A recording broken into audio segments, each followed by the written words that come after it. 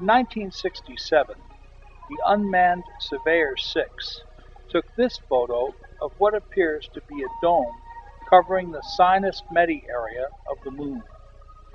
These domes illustrate that someone visited and possibly occupied the Moon long before we ever walked on it. NASA may have covered up this information to avoid allowing other nations the opportunity to gain access to whatever discoveries they made. The Space Shuttle program has also had its share of odd happenings involving UFOs. On March 24, 1989, veteran Space Shuttle astronaut John Blaha paused during a conversation, then told Houston that we still have the alien spacecraft under observation. That mission landed at night and under a veil of secrecy. Blaha has not commented on the event. No photo taken by NASA has evoked more controversy than this one. It shows what seems to be a perfectly formed face on the planet Mars, with several pyramids nearby in a neat circle. The so-called face on Mars opened the door to expose many lies that NASA has told about the red planet. NASA told the public that Mars was a dead, waterless world with an atmosphere too thin to support life. A thin atmosphere? They sent probes that used parachutes, allowing the machines to float to the ground. No water? NASA has done a complete reversal on this and now believes there to be a substantial amount of frozen water under the surface. A dead world? Several probes sent to Mars have mysteriously malfunctioned, and as with the Moon, strange lights are often seen on the surface. Is this Manhattan on Mars? This photo appears to show the remains of a large city that once sat on an island surrounded by water. Like many other parts of Mars, this area shows artificial manipulation of the landscape that geologists cannot easily explain. The study of UFOs can sometimes be a very dangerous business. Former naval officer Bill Cooper delivered an expose about the government cover-up of UFOs in 1989 entitled The Secret Government. For the next 10 years, Cooper spoke out against government secrecy. In March of 1999, Bill Cooper sent his family out of the United States for their security. He lived and worked alone with his 2 dogs, 1 rooster, and 1 chicken. Having run afoul of the government, he found himself charged with various crimes. When police came to serve warrants on him, they claimed that he ran from them, jumped in his car, drove around patrol vehicles, went in his home and started firing shots at them. A pretty athletic feat for a guy with just 1 leg. They shot and killed him. For several years, Bill Schneider spoke to anyone who would listen about his involvement with the construction of secret underground bases allegedly used by the United States government to deal with aliens. Schneider accused the government of selling out to alien influences. One of the places where the government is said to have built underground facilities is near Dulce, New Mexico.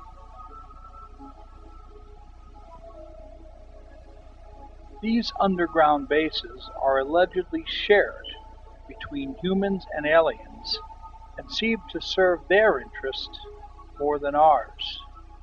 Some believe the government allows the aliens to abduct people for the purposes of experimentation and study in return for technology.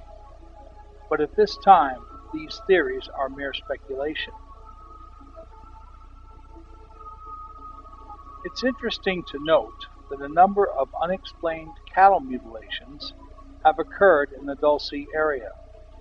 Such mutilations take place worldwide and are often associated with UFO sightings.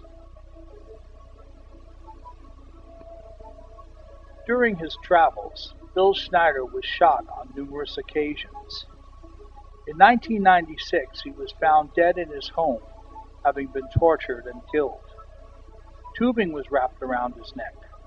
Despite this, his death was ruled a suicide. Bill's father worked as a ship's doctor on the USS Eldridge, famous for being involved with the Philadelphia experiment. There are many different interpretations and views of what really happened or didn't when the U.S. Navy embarked on a project to demagnetize warships beginning in 1943.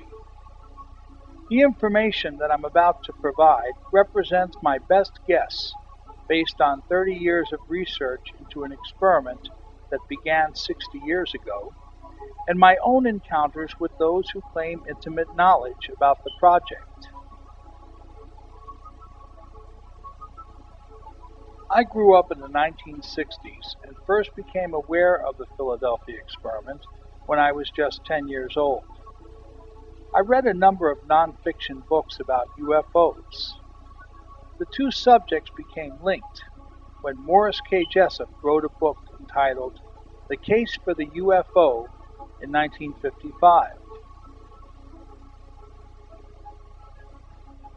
After the book was published, a mysterious man who called himself Carlos Miguel Allende wrote to Jessup in the first of a series of rambling correspondences. The letters seemed to indicate that Jessup's call for open discussion and government disclosure of any knowledge about UFOs was a waste of time.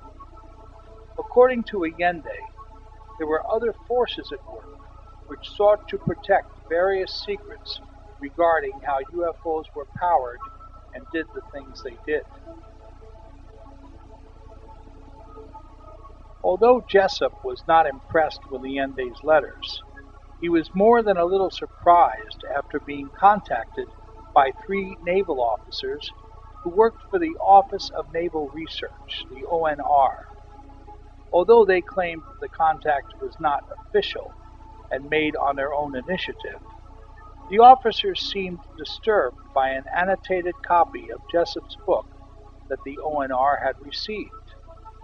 The book had notes scribbled in it by what appeared to be three different people, but most now agree it was all the work of Allende. Again, the references seem to indicate that the government had accidentally discovered how UFOs are able to manipulate time and space through a Navy project designed to make ships invisible. After contact with the Navy, Jessup was certain that he had stumbled onto something and thrust all his efforts into finding out what it was. By 1959, Jessup had assembled an impressive portfolio of research into what the U.S. military knew and was hiding from the public about UFOs and the secret Navy experiment. Set to testify about these matters before a Florida senator and several interested parties, Jessup set off to drive from his home in Florida to Washington, D.C. in 1959, but he never made it. Morris K. Jessup was found dead in his car just off of a highway in Dade County, Florida. He had died from exposure to carbon monoxide. Although his death was ruled a suicide, none of his papers or the extensive research he had recently completed was ever located. I read about some of this in a book published in the 1960s by Jessup's friend and colleague, Ivan T. Sanderson. Sanderson wasn't just another author. He was a scientist who believed in the possibility of alien visitations to Earth based on the available evidence. Shortly before Morris Jessup's death, Jessup gave Sanderson a copy of The Case for the UFO, which contained his notes about annotations made by Allende. My own interest in the Navy project might have been satisfied at that point, but for a chance meeting with a former sailor who had been at the Philadelphia Navy shipyard during World War II. In 1973, I visited the family of my best friend's bride-to-be in Florida. We all got together to discuss and further plan for the upcoming wedding. Amy's father was a retired sailor named Joseph. He was a polite but serious individual. During a lighter moment in conversation, I happened to mention the Navy project that I read about and its supposed connection to flying saucers. There had been a number of UFO sightings in Florida during that time, and the topic was on everyone's lips. After dinner, Amy's father sat down across from me while the others muddled through some wedding plans and became very serious. He told me that in 1944 he'd met another sailor who seemed deeply disturbed about the outcome of a strange experiment connected to the Philadelphia Naval Shipyard in 1943. The man claimed that his best friend died during the experiment. Joseph and his new acquaintance shared many conversations about it after becoming friends. The man said that after making some casual inquiries, a doctor at the shipyard hospital confided to him that his friend had died as a result of melting into the ship's superstructure. The physician claimed that the man was still alive when they tried to free him from part of the deck, but he had been fused with it. I encouraged Joseph to write down everything he could remember about his conversations with the sailor. He agreed and actually took things a step further. He attempted to contact the man who had befriended so many years before, but hadn't heard from in some time. A mutual friend told him that the sailor had passed away, but provided a contact phone number for his widow.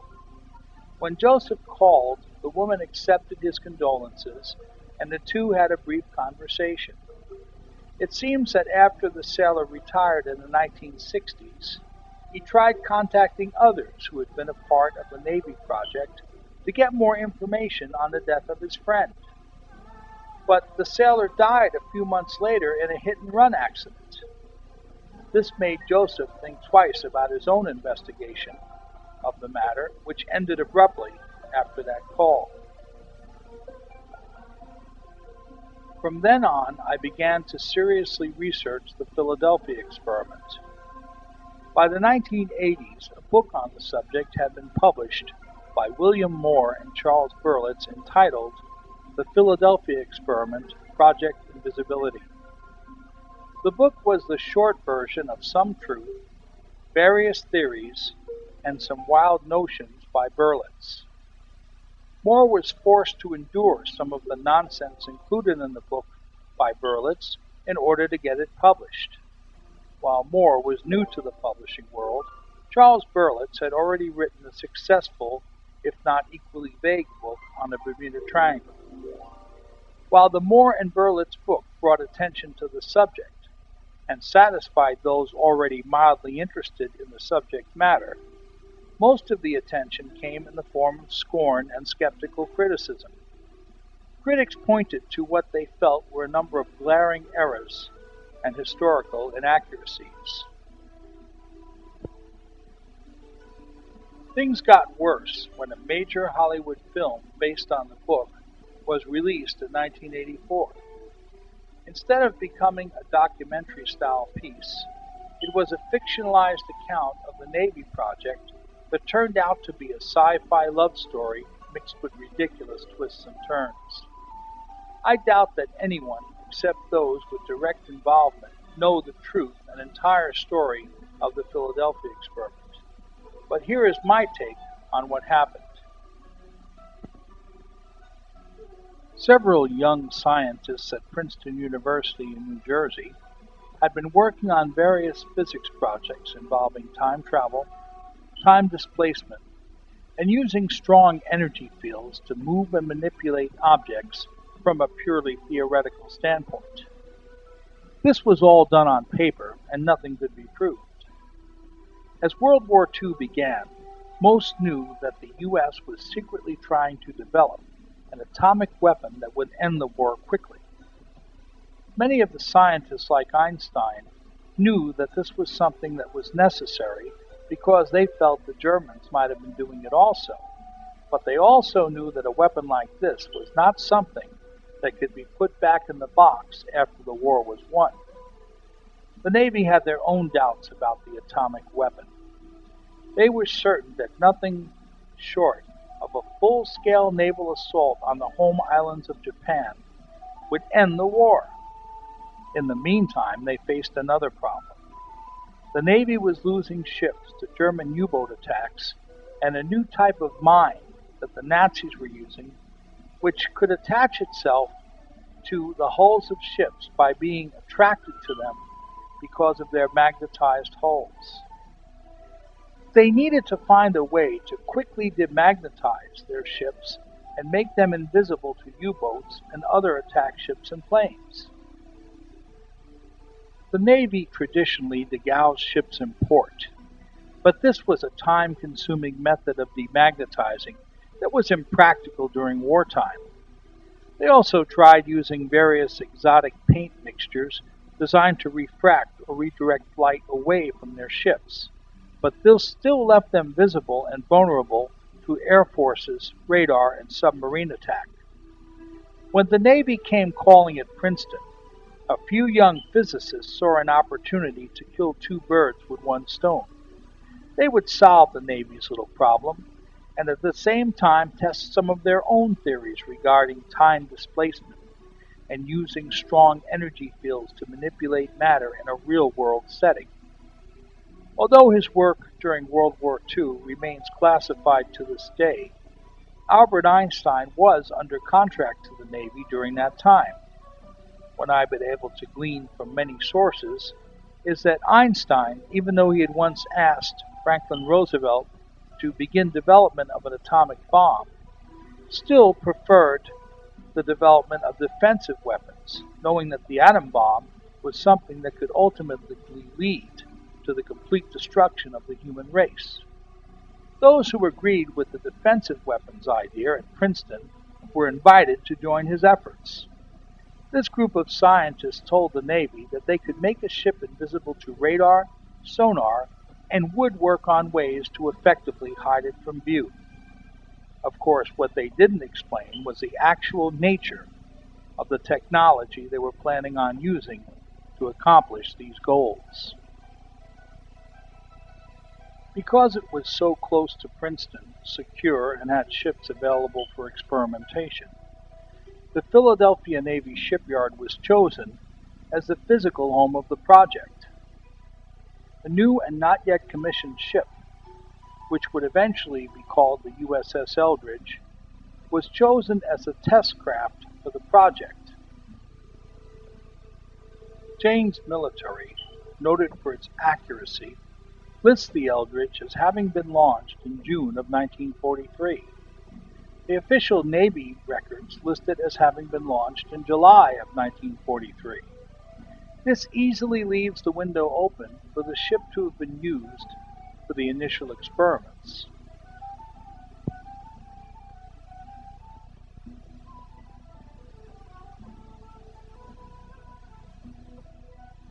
The first part of the experimentation took place at the shipyard in 1943 when a powerful energy field was used to instantly degauss the ship without any damage to electronic equipment on board. The vessel also became invisible to radar, but an unexpected and more than welcomed side effect occurred that scientists had hoped for, but the Navy didn't expect. The ship briefly vanished from sight, becoming what the observers had thought was invisible. In reality, the ship had briefly moved to another time and place, having returned when the off-ship field generating equipment was shut down. Some small animals placed on board in cages died after a strange greenish glow encircled the hull just before and after the ship vanished. No humans were on board during that particular test that we know about, and the details of the animal deaths were ignored by naval officials overseeing the project after being told that the fields in use could be adjusted for safety. The experiment moved forward full speed. By 1944, a sea trial was ordered. The Eldridge was manned and surrounded by several other ships. All carried the same technology, with the hope that convoys of radar and sonar invisible ships would pass German U-boats and other enemy craft undetected. But the Eldridge was the only vessel given permission to power up to full field strength on that particular occasion. With many observers, including a merchant marine later known as Carlos Miguel Allende aboard the USS Furiasat, the experiment commenced off the east coast of the United States, somewhere between Long Island and New Jersey.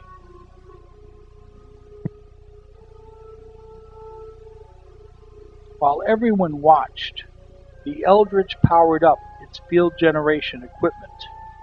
As before, a strange green glow appeared, and the ship began to fade from sight. On board, things started to go badly. Sailors became disoriented, couldn't see, and some were burnt by the green mist. Others faded into the wooden deck and steel superstructure of the ship.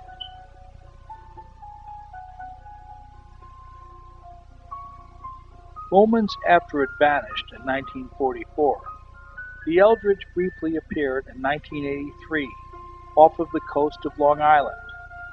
That occurred because the ship had been pulled through a sort of time displacement wormhole simultaneously created by the 1944 experiment and another one taking place as a follow-up project at a government base thought to be abandoned near Montauk Point in 1983. When the Montauk base shut down their power in '83, the ship was pulled back through the vortex to 1944 and reappeared seconds after.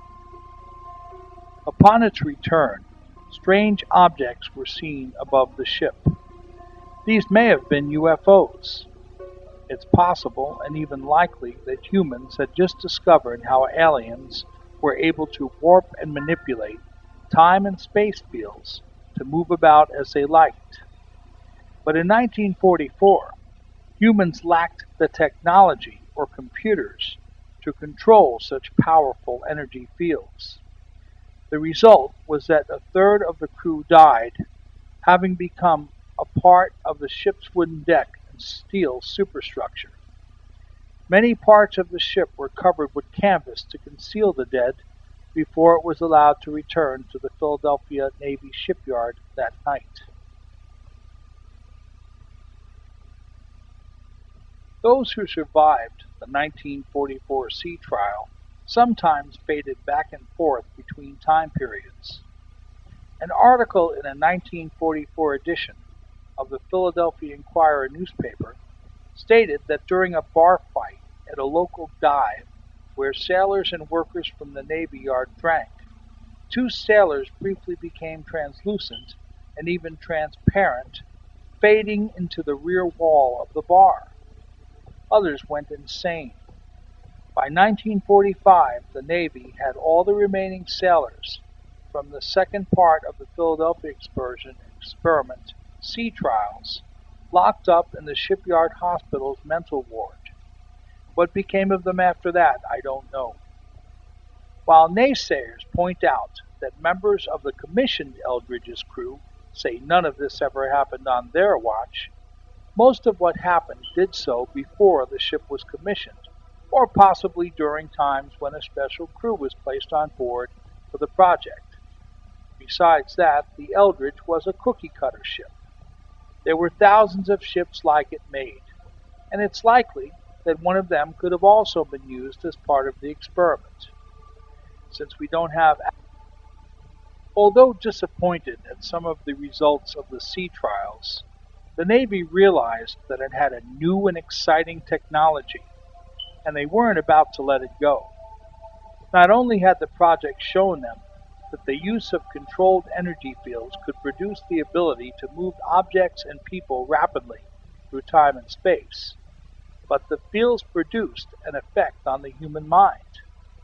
After some of the sailors from the 1944 sea trials went insane, the Navy wondered if that effect could be controlled and directed at friendly forces to make them fight fearlessly, or at enemy forces to make them surrender.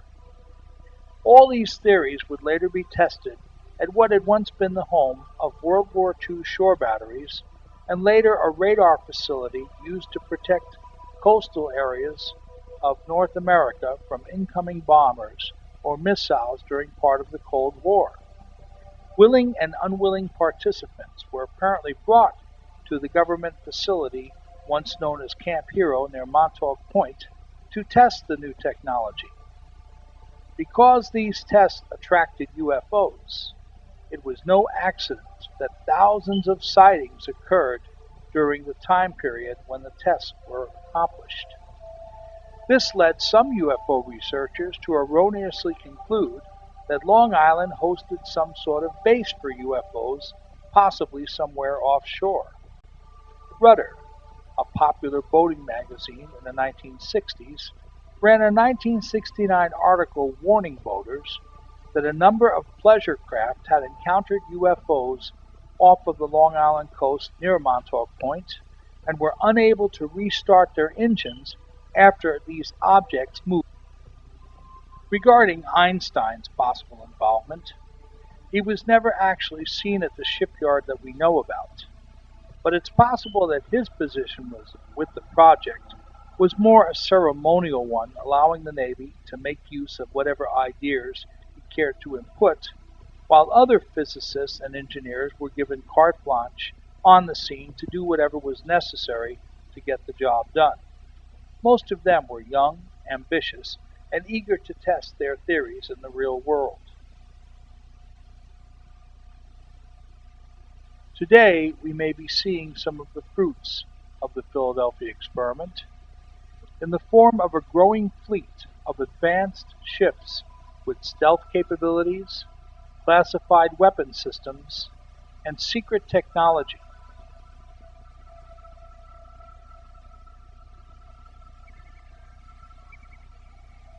Even a stealth sub is in the works.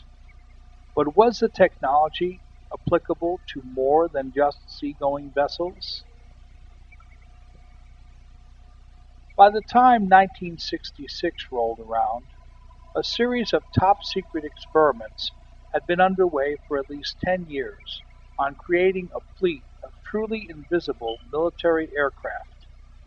Faced with the daily embarrassment of advanced aircraft being shot down in Vietnam, President Lyndon Johnson's Secretary of Defense, Robert S. McNamara, made a desperate decision. He decided to test a new technology to make large military aircraft invisible. Imagine the advantage of having large military bombers and transport aircraft available to you that were completely invisible.